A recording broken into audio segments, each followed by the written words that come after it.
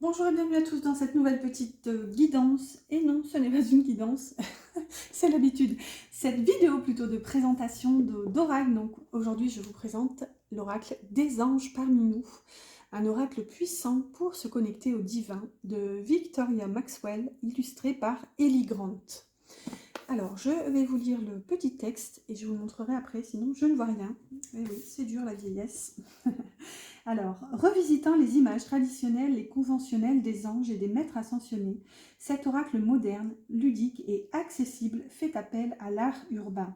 En effet, quand l'énergie du divin adopte un aspect familier, il est beaucoup plus facile de s'y connecter. Grâce aux superbes cartes et aux livres d'accompagnement, vous pourrez invoquer l'aide et le soutien de 36 alliés puissants qui vous donneront les moyens de créer et d'exprimer votre pouvoir et votre magie dans votre vie. Chaque tirage vous propose une lecture dans les domaines du travail, du foyer, de l'argent, du bien-être et de la spiritualité. Les anges sont parmi vous, écoutez leurs messages et faites-leur confiance. Donc il y a 36 cartes et un livre de 128 pages. Il est au prix de 23,90 € à peu près partout. Et donc c'est les éditions Exergue. Très jolie boîte et regardez, l'intérieur est magnifique. Alors, ensuite, le livre. Donc, comme d'habitude, hein, je vais pas tout vous lire parce que pour que vous ayez aussi ce plaisir de le découvrir. Donc, un petit texte, voilà, l'intro. Comment utiliser les cartes, comme d'habitude, un petit passage pour apprivoiser l'énergie des cartes. Quelques tirages. Hop, je vous montre rapidement que vous puissiez vous faire une idée. Tirage complet des chakras. Tirage aussi que j'adore, que je vais bientôt faire d'ailleurs sur la chaîne, un tirage des chakras. Voilà, et ensuite on a les présentations, donc double page pour chacun, pour chacune des énergies.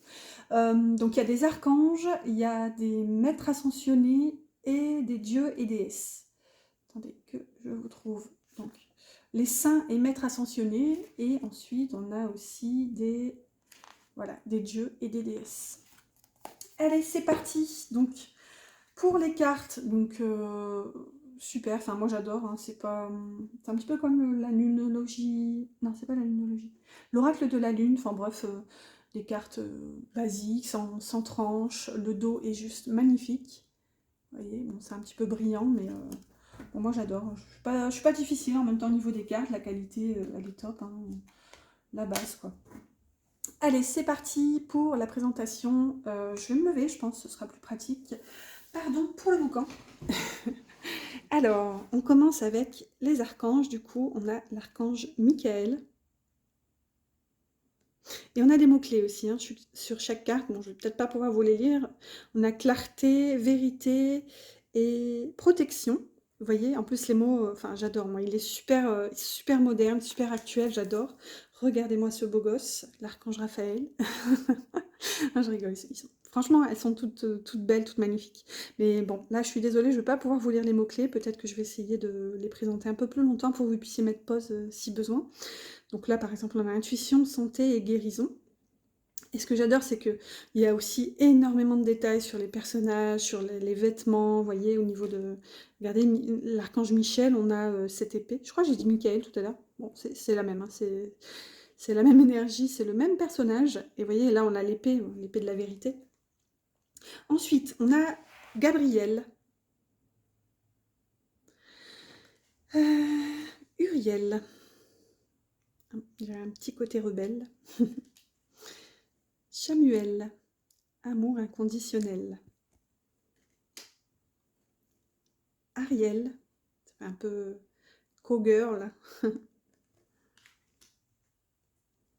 Aniel.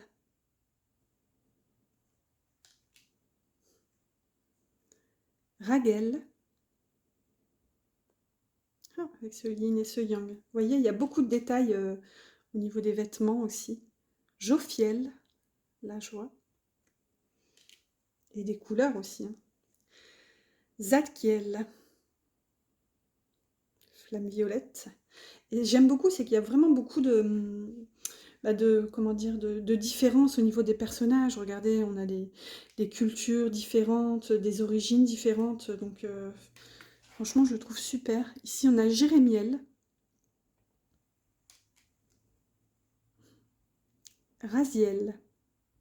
les mystères avec cette jolie fleur de vie. Sandalphon.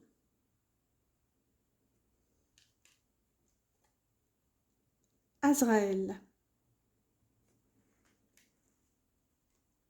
La Christielle.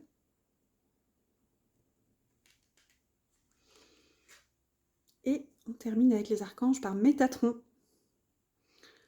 le Big Boss.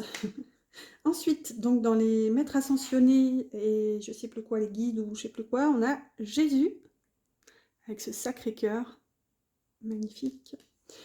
Ensuite, Maman Marie ici, Marie mère des hommes, avec ce sacré cœur aussi. Ouh là là, très jolie, magnétique, Marie-Madeleine, dévotion, sexualité sacrée d'ailleurs, les mots-clés. On va la mettre à côté de Jésus, hein. Hop là. Ici, on a Sainte Brigide. Alors, Sainte Daphné, je pense que ça se dit, pas très cadré. La chance, apparemment, avec ce trèfle. Saint François.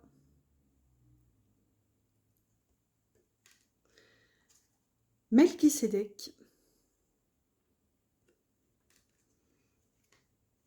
Merlin.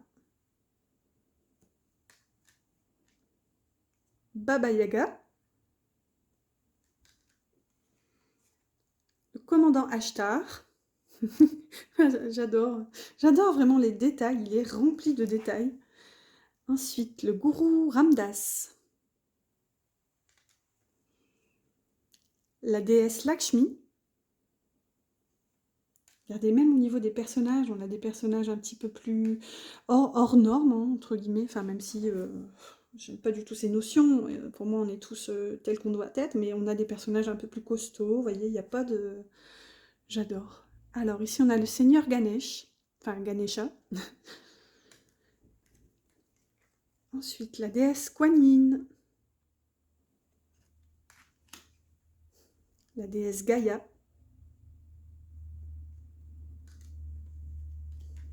La déesse Isis. Oh, magnifique, j'adore. Les cartes sont vraiment magnifiques.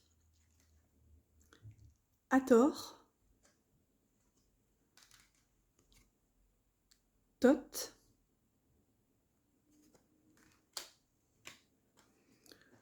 Horus. Et pour terminer, Sekhmet. Allez, hop là, je vais me réinstaller et essayer de rattraper tout ça. Et on va tirer une carte ensemble pour justement découvrir le message ensemble, que vous ayez un petit aperçu du livret. Hop là, alors, là, j'essaie de les remettre à l'endroit, tant qu'à faire. Hop, voilà. C'est parti. Hop.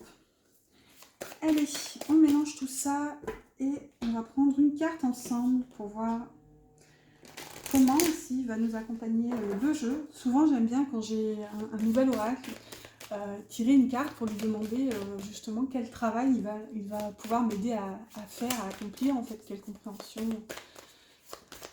il va m'apporter sur ma vie, ma situation, etc. Et souvent, c'est tellement pertinent que voilà, parfois j'en ai les larmes aux yeux, en fait, tellement c'est puissant.